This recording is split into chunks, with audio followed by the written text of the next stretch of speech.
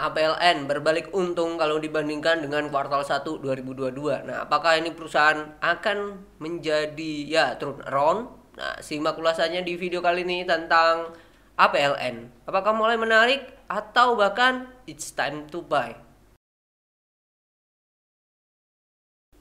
Dari Stockbit sendiri, ini saya tag jam 6, langsung upload malam ini jam 7. Oke. APLN harganya 141, PI-nya di angka 8 dan PBV-nya di angka 0,33. Kalau berdasarkan indikator ini doang, ini saya bisa katakan ini perusahaan murah banget bahkan.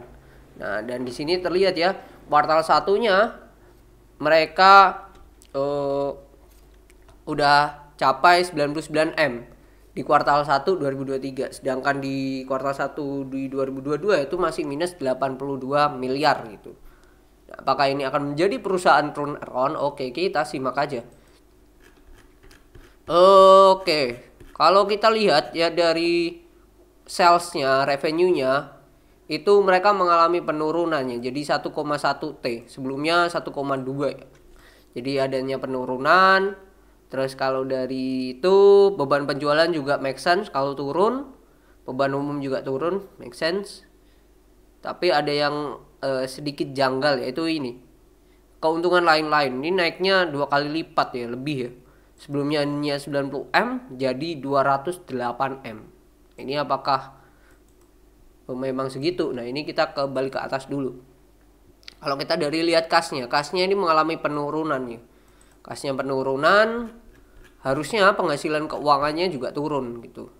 Nah, penghasilan bunganya juga turun, sebelumnya 4,391 jadi 4,346, turun tapi tidak signifikan. Jadi oke lah, nggak masalah.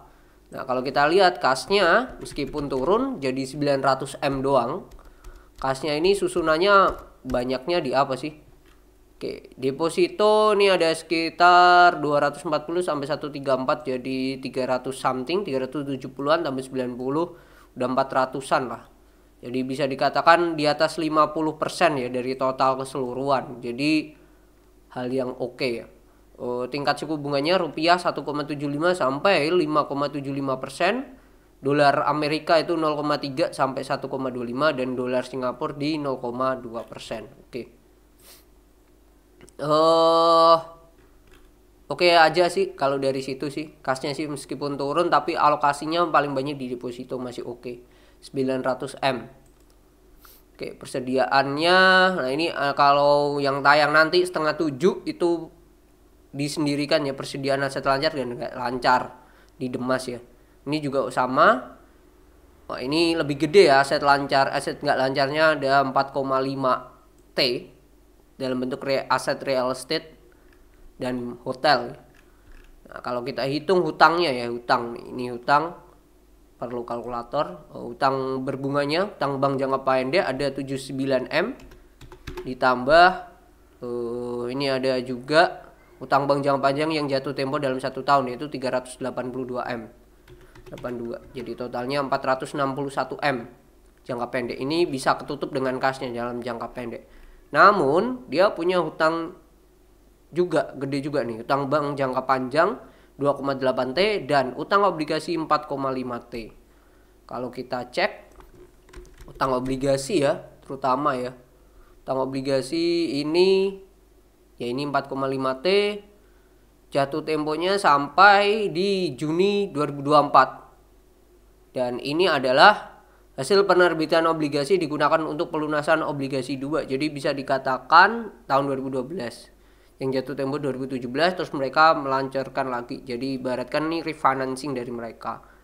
Dengan tingkat bunganya yang mereka tawarkan adalah 5,95% per tahun.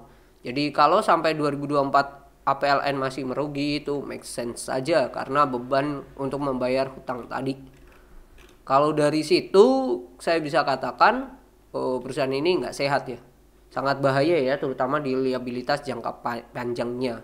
Dibandingkan Demas, saya akan mengatakan lebih sehat si Demas. Tetapi aset tidak lancarnya kan banyak si APLN ini gitu.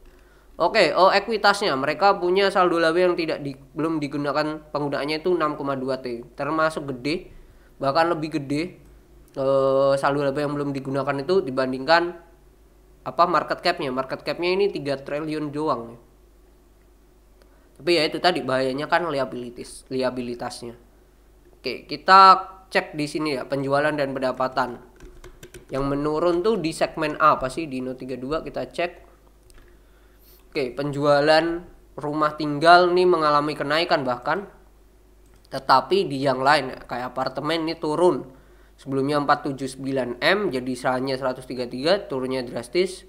Rumah toko mereka naik. Kios dan gerai turun. Nah, ini perkantoran juga turun drastis, sebelumnya 85 M jadi hanya 12 M. Tanah ini pun drastis, sebelumnya 33 M jadi 5 M. Rumah kantor mereka naik, sebelumnya nggak ada jadi ada. Nah, ini pendapatan recurring income ya menurut saya, hotel dan sewa dan lain-lain. Semuanya naik, hanya yang sewa ini turun jadi 133 M. Pertanyaannya adalah yang disewakan ini apa? Ini saya belum tahu. PLN ini nyewain apa sih? Gerai-gerai kah kayak di Pakuwon, yang mana punya Tunjungan Plaza atau gimana? Nah itu. Terus ditambah ini keuntungan lain-lain tuh di mana sih? Kita cek lebih detail di sini.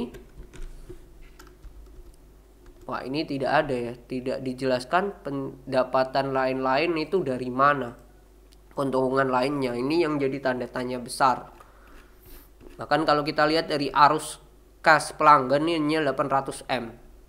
Jadi nggak ada segitu. Jadi kalau 200 M itu kita hiraukan, kita kurangi dari labanya, aslinya mereka belum untung-untung amat, masih rugi bahkan ruginya lebih besar dibandingkan tahun lalu. Menurut saya seperti itu. Jadi ini APLN bisa dikatakan perlu dicek lagi sih, terutama di 208 M ini apa.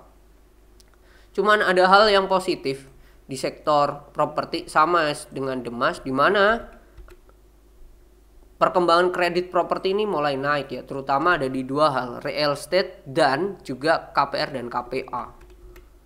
Ini juga terjelaskan di sini. Oke. Nah, ini KPR dan KPA, properti kreditnya dalam triliun yang mengalami kenaikan April ke Mei. Konstruksi turun, real estate ini naik tidak signifikan, kecil. Yang paling besar ya KPR dan KPA. KPR ini kan berarti kan rumah ya hubungannya ya. Jadi saya bisa katakan bahwa ini untuk sektor properti secara keseluruhan ini hal yang positif ya. Cuman untuk APLN meskipun secara indikator murah, kalau secara pribadi saya mengatakan lebih baik Demas. Tetapi apakah Demas worth it apa enggak? Nah, bisa ditonton tuh di video Demas. Nah, mungkin itu view saya, insight saya tentang APLN sedikit. Jikalau ada insight lainnya bertentangan atau berlawanan mungkin dari saya, boleh komen di kolom komentar. Dan tentunya boleh juga kalau sudah ada kepikiran properti apa yang menarik, nah bisa tulis di kolom komentar.